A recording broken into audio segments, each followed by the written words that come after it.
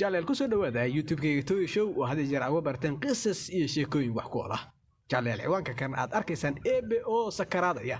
Waxaanu ka soo qaadanay qoraal kale oo dheer uu qoray Professor Cabdisiciid Cabdi Ismaaciil ee ugu magac daray Eebe oo Turkiga ku sakaraadaya. Hay'ashee ciwaanka ayaan anigu Axmed Toy wax u bedelay Eebe oo sakaraadaya. markaas aad dadka muslimiinta Ilaahay digayo Allah wuxuu dhahay waman yartadid ruuxi ridaaba oo minkum idin kamida oo diinta islaamka ka noqda waman yartadid ruuxi noqda oo minkum idin kamida aan diinkiisa ka noqda oo fayamud dhinta wal xaal huwa isaguna kaafirun gaal uu yahay gaalnimada ayuu ku dhintay isagoo murtad ah fawlaa'ika kuwaas waxa weeye waa mantiga jamc noqotay xabida acmaalu macmaashoodi waa burtowda Ilaahay fawlaa'ika kuwaas oo Ilaahay hadane asxaabu naari naarta asxaabteeda weeye هم أيونا فيها ناس الإحداثة خالدون كوارا وي أصحاب النار وي ناس أيونا كوارا نبي محمد بان أصور شاقنا دباتة النهيسة أيضا النبي كعبادة هوستيدا وحرصان أيوه مركزا وحان كنيري نيادا إلهي نوغر قار ويدينين نيادا إلهي نوتوغي النبي إلهي نبي مركز وحو عليه الصلاة والسلام دباتة أدنكو عطشاقنا إيسان والله إذن كسي الدراء ummadihii idinka horreeyay kuwooda muslimka ah oo wanaagsan aad baa loo dhibaateyn jiray qofka markii waxa weeye si walba la yeelo diintiisa laga reebi waayo dhulka god looga qodi jiray markaas qaarkiisa dambe la geliya mishaar baa inta la soo qaato madaxa laga saaraa laba cad loo kala goy jiray buu yiri nabigu kaleey salaatu wasalaam hilibkiisa iyo seedihiisa bir lagu jarjaraya asaguna diintiisa marna ka laaban maayo dadkii hore sidaas ay ahaayeen muslimiintu buu nabigu yiri oo ay diintooda mitid ugu ahaayeen bal fiiri bilaal oo ogtihiin sida loo garaaci jiray khabaab ibn arati oo jirkiisa gaaladu say u gubayeen markuu islaamka qaatay jirkiisa dhim oo go'ay dabka la saaro ayaa baabah ka dhigay baa la yiri markaas uu lafo iyo seedo soo baxa ayuu noqon jiray dabkuna saasuu ku dami jiray dhacaanka ka baxaya iyo dhiig ka daadanaya dabka marka la saaro ayuu dabku ku damaabaa la yiri marka asxaabtii nabi maxamed baa laga sii dhibaato badnaa dhibaatadii loo geystay ka daran baa ummadii hore loo geysay jiray nabigu leeyahay salaatu wasalaam nabi maxamed wuxuu ilaahay ugu dhaaranayaa nabigeenu diinta ilaahay inuu taam yeeli doono ilaa laga helo nabadgelyo qofka degan meesha la yiraahdo ruuxa musaafirka ah sanca oo ka tago xadramowd oo tago asagoon ka baqaynin ilaahay iyo xoolihiisa uga baqayo ubatayda laakiin adinka degdegayo yiri nabigu kaleey salaatu wasalaam markaas aad dadka muslimiinta Ilaahay digayo Allah wuxuu dhahay waman yartadid ruuxi ridaaba oo minkum idin kamida oo diinta islaamka ka noqda waman yartadid ruuxi noqda oo minkum idin kamida aan diinkiisa ka noqda oo fayamud dhinta wal xaal huwa isaguna kaafirun gaal uu yahay gaalnimada ayuu ku dhintay isagoo murtad ah fawlaa'ika kuwaas waxa weeye waa mantiga jamc noqotay xabida acmaalu macmaashoodi waa burtowda Ilaahay acmaashi saalixada aheeday waa ay burtay haddii hadde saalixada ay burtay si iyadu sayi'ada taas iska baaqi weeye maxaa yeele qofku hadduu ridaabo camalkiisi waa buraya markaasuu dha Ilaahay fawlaa'ika kuwaas xabida acmaalu macmaashoodi waa burtowda Ilaahay fi dunyaa adduunyada ayay ku burtay iyo wal aakhirati aakhiro oo wax laga soo qaadaya ma jirto weeye ولا ثواب عليها وي wax ثوابنا malaha marka Ilaahay wuxuu dhahay fawlaa'ika kuwaas xabida acmaalu macmaashoodi waa burtay fi dunyaa adduunyada iyo wal aakhirati oo waxba markaasi kama soo qaadaan laakiin waa markay saas ku dhintaan hadda aayada si Ilaahay nagu sheegayo fawlaa'ika kuwaas oo Ilaahay hadane asxaabu naari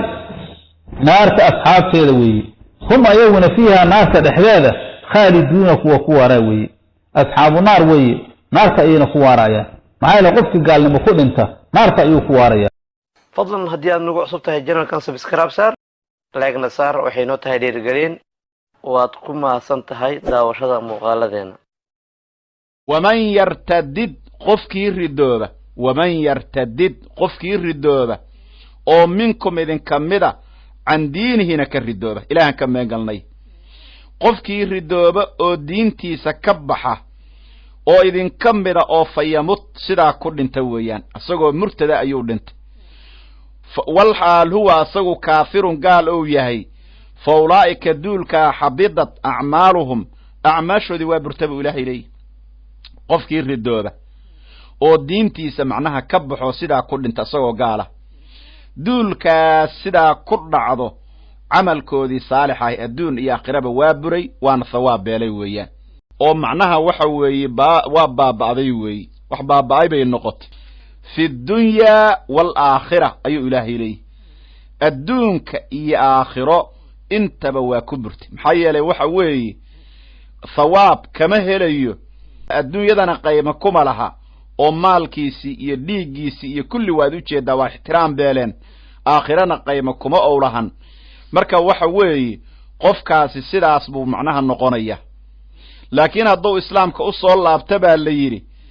waxa weeye acmaashiisiyo thawaab lahayn ayaa u soo laabanaysa macnaha la dhihi maayo salaadii aad ka tagtay iyo kulli dib salaadii aad horay u duka jirtaan rabaa hadda ku soo cel la dhihi maayo laakiin wixii uu ka tegey waa loo ciqaabaya waana laga rabaa weeyaan fa ulaa'ika xabidat acmaaluhum fi dunya waalaakhira wa ulaa'ika kuwaasi asxaabu nnaari naarta kuwa u saaxiibadaa weeye kuwaasu kuwa naarta u saaxiibadaa weeyaan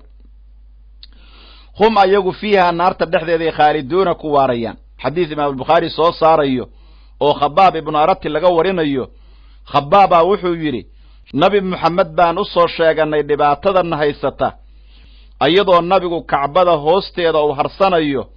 markaasaan waxaan ku nidhi miyaadan ilaahay noo gargaar weydiinayn miyaadan ilaahay noo tuugayn nabiga ilaahayo nabigu markaasu wuxuu yidhi calayhi salaatu wasalaam dhibaatada adinku aad sheeganaysaan waa laydinka sii daraa ummadihii idinka horreeyey kuwooda muslimka ah oo waan wanaagsan aad baa loo dhibaatayn jiray qofka markii waxa weeye si walba la yeelo diintiisa laga reebi waayo dhulkaa god looga qodi jiray markaasaa qaarkiisa dambe la geliyaa mishaar baa inta la soo qaato madaxa laga saaraa laba cad loo kala goy jira buu yidhi nabigu calayhi salaatu wasalaam hilibkiisa iyo seedihiisa bir lagu jarjaraya asaguna diintiisa marna ka laaban maayo dadkii hore sidaasay ahaayeen muslimiintu buu nabigu yidhi ooy diintooda mitid ugu ahaayeen bal fiiri bilaal ood ogtihiin sida loo garaaci jiray khabaab ibnu arati oo jirkiisa gaaladu say u gubayeen markuu islaamka qaatay jirkiisa dhim oo googo'ay dabka la saaro ayaa baabah ka dhigay baa la yidhi markaasuu lafo iyo seedo soo baxa ayuu noqon jiray dabkuna saasuu ku dami jiray dhacaanka ka baxaya iyo dhiigga ka daadanaya dabka marka la saaro ayuu dabka ku damaa baa la yidhi marka asxaabtii nabi moxamed baa laga sii dhibaato badnaa dhibaatadii loo geystay ka daran baa ummadihii hore loo geysan jiru nabigu leeyahy calayhi salaatu wasalaam nabi moxamed wuxuu ilaahay ugu dhaaranayaa nabigeenu diinta ilaahay inuu taam yeeli doono ilaa laga helo nabadgelyo oo qofka degan meesha la yidhaahdo ruuxa musaafirka ah sanca ou ka tago xadramawd ou tago isagoon ka baqaynin ilaahay iyo xoolihiisa uu uga baqayo uubatayda laakiin adinkaa degdegayuu yidhi nabigu calayhi salaatu wasalaam laakiin waman yartadid qofkii ka leexdo ka ridooba qofkaasoo minkum idinka mid a can diinihi diinkiisa ka laabta oo dib uga laabta diinkiisa oo fa yamut dhinta walxaal huwa qofkaasi kaafir uu yahay fa ulaa'ika dadkaas xabidat acmaaluhum acmaashoodii way burtay fi dunyaa waalaakhira adduun iyo aakhiraba acmaashoodii waa ku burtay adduunyana camal laga aqbalayo ma jiro aakhirana camal uu janno iyo khayr kuu gelayo ma jiro waa ahlu naar adduunyadana waxa weeye camal yacni ka ansaxaya ma jiro gaalnimadoodaa saas loogu dilay adduunyadana aakhirana waa cadaab wa ulaa'ika dadka noocaas oo kale ah asxaabu naari naarta asxaabteedii wey hum ayagu fiiha naarta gudaheeda ayay khaaliduuna ku waarayaan